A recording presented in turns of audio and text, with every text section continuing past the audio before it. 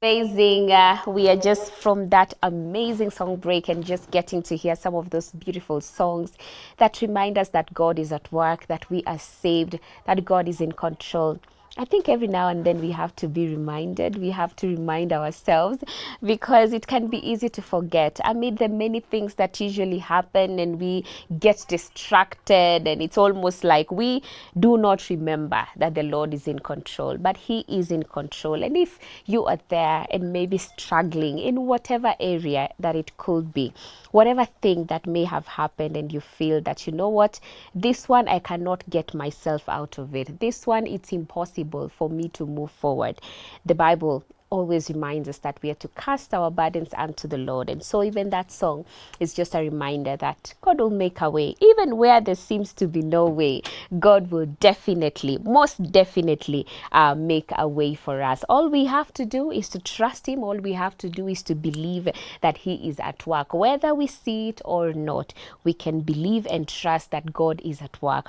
But anyway, I would love for us to now get down to the newspaper so that we see what is being reported in our nation and even beyond. You know, in recent days, we have had a lot of things bombarding us, even after the death of the Honorable Raila Odinga, and then following that, the political wrangles, and of course, the Tanzanian elections that also has claimed the lives of so many people, even amid the plans ongoing of the swearing in of Samia Suluhu. But at this moment, I would love us to have a look at the Daily Nation and see what is being reported on the top page. And I see here also something else that has been happening is the tragedy of the landslide that happened in Elgeyo Marakwet. And I'm seeing here that death toll rises to 30 as state reveals 14 learners among the victims. This is so unfortunate and sad. Disaster for residents of some villages in hilly Elgeyo Marakwet County. The events of the last 4 days are straight out of a horror movie. One moment they are full of life, sharing evening meals before going to bed. The next they lie either lifeless or injured under heaps of soil and huge rocks. Their homes swallowed by the ground or pounded flat. A story covered on pages 2 and 3. This is quite unfortunate. You know, let us just keep praying for the families and those who have been affected, that the Lord will show them His comfort and that all will be well with them. It is a very tough season for these families in this time, and we can only pray, we can only help, you know, where we can. And I pray that all will be well. And I also see here page 4 and 5, Samia sworn into office in private ceremony. So this did happen and it's covered on pages 4 and also 5. That's on the Daily Nation. More stories here. I see court temporarily halts construction of key road in Gitaru, Kiambu Road, and you can look at that story in more detail.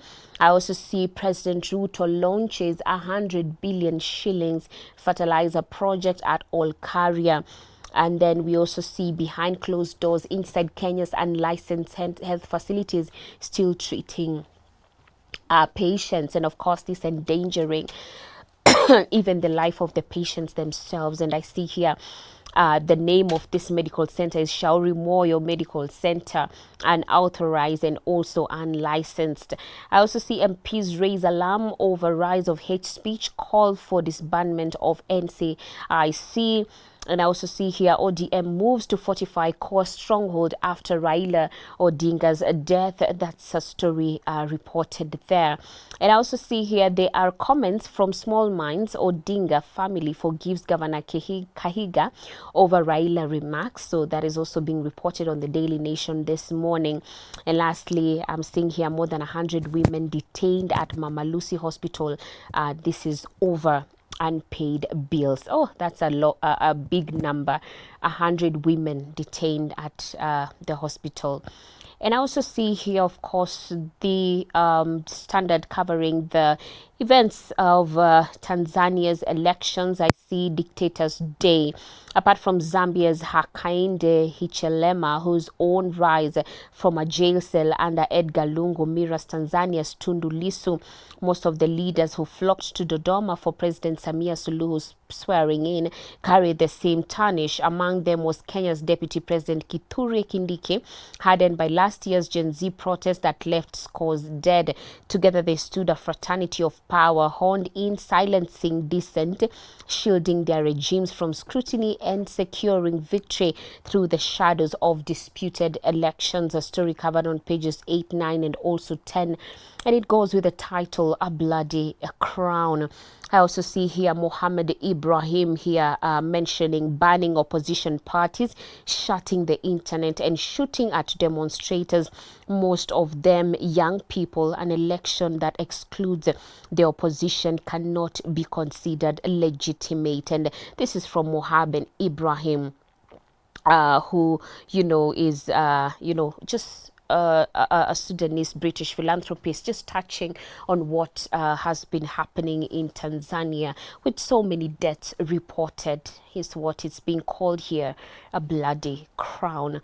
And I also see here birds of a feather, Samia flanked by presidents with tainted records. This is interesting that the people who were there and present were people who have had records before of similar behavior. I also see here lucky to survive, mudslide victims recall narrow escape. So there are those that actually survived, and of course they are recalling just how bad it was, and it's unfortunate that many others have died. And I also see here SADC says Tanzania voting did not meet bloc's principles for democratic elections. So that is also being reported. Shockers elderly couple is brutally murdered in Salga and nothing stolen. This is so quite unfortunate. The evil that is happening in our country, I mean, it's just on another level, and we need to keep interceding for this nation.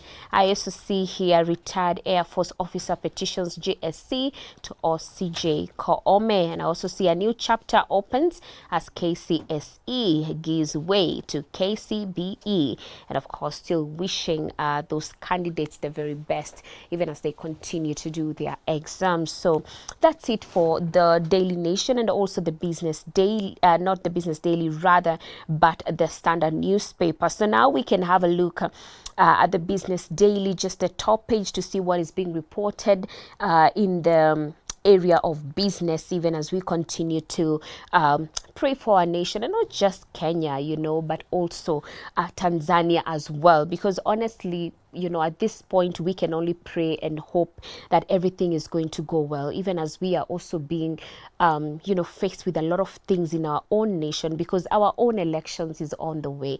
We are going to have Ugandan elections also still around the corner, so that means we are having to take scripts from those who literally will go before us. So my prayer is that we will indeed see that what is the most important is that we remain a country of peace.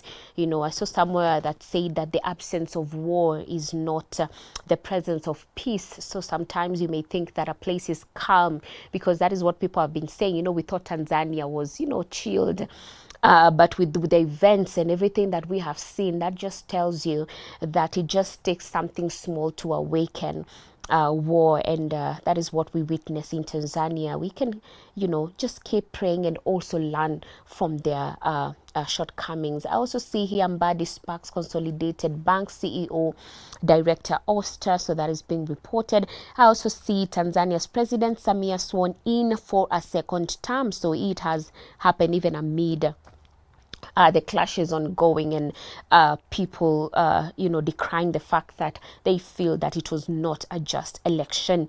I also see Munga's wife blocks auction of 640 million Britam shares, and that is being reported as well on the Business Daily. And lastly, I see here payment switch farms from exempted farms exempted from VAT in tribunal decision. So that is what is being reported on the Business Daily. And of course, you can get more news updates.